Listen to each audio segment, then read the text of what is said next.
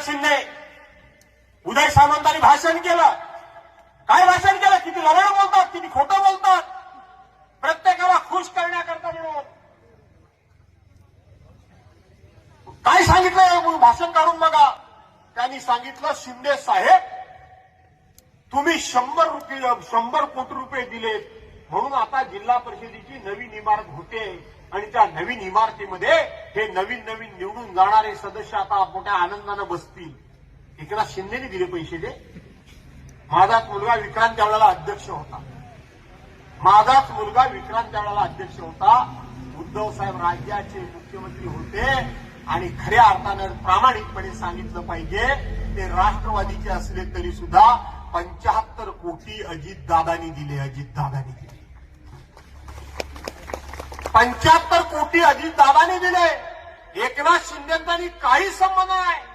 पण पालकमंत्र्यांच्या बाबतीत मी कधी काही बोलत नाही, पण त्यांनी आता भारीच खोटं बोलायचं सपाटा लावलेला आहे. सूट आपलं तुमच्यामुळे हे झालं, ह्यांच्यामुळे हे झालं, ह्यांच्यामुळे झालं. काय तुमच्यामुळे झालं? काही होऊ शकलेलं नाही. आणि म्हणून सकाळ संध्याकाळ खोटं बोलायचं काम हे लोक करतात.